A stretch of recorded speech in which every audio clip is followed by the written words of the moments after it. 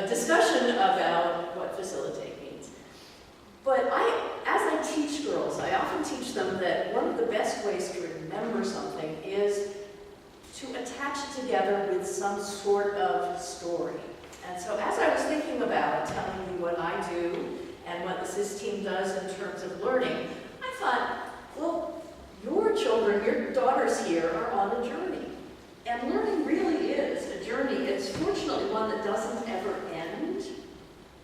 Sometimes it's traveling in your imagination. Sometimes it's traveling along, and everyone's is different. Your brain develops at different times. Different bumps happen in the road. Sometimes your car breaks down. And that's where I can come in. When girls start out, for many of them, the most exciting thing is learning to read. And in lower school, most of the girls are very excited. And sometimes parents can't get them to bed because they're still reading. But occasionally, learning is not as easy. So our job here is to figure out, is this just a little bump in the road?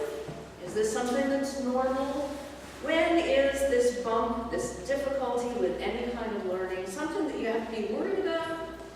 I love this sign, bump in the road. And when do we really have to stop and say, let's look at this more? And then the girls get to be to middle school, and the journey continues. And sometimes they feel like packing their bags and leaving, parents, and sometimes parents would like them to go. It's a tumultuous time, but it's a very exciting time. It's fun for those of us who work with the girls in school because we don't have that power struggle that you have, and so we actually know things as parents who are getting along and the girls are teenagers. Sometimes you don't know anything. So I have the advantage of working with the 6th graders. My sort of topic for life skills is study skills, how to learn. And I do that by teaching about the brain. And I am personally just fascinated with the brain and how the fMRIs that we can now do teach us about how the brain really works.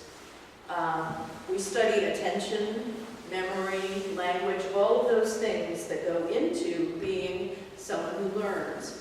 And as the girls learn about it, they can say, oh, that's why I do this, or that's why that never worked for me. And they're pretty excited about it. And at the end, they're all ready just to take off.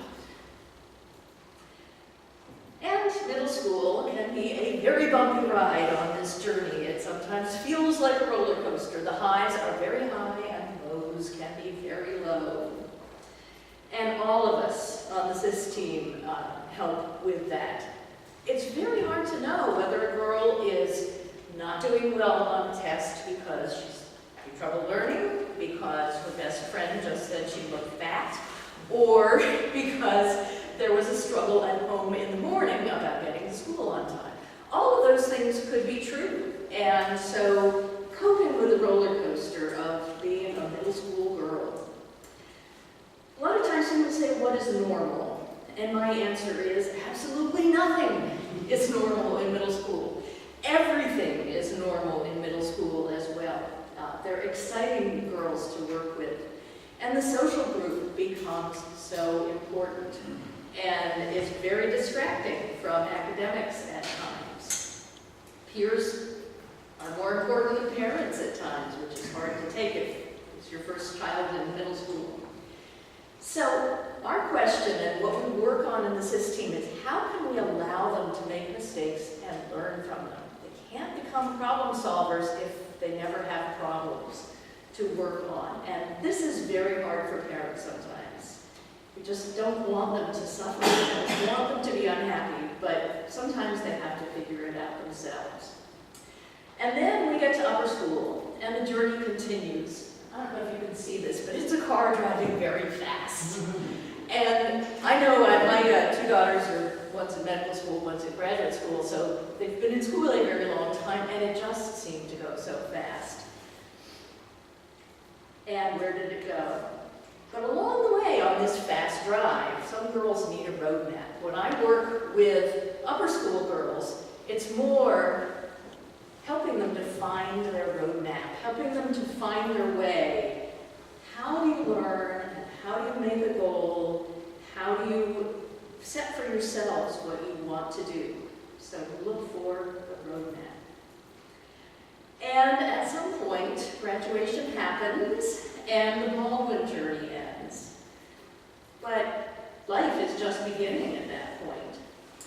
And so as I was thinking about this metaphor, and this is my final metaphor piece, is we are the seatbelt and the airbag for the students at Baldwin on this issue.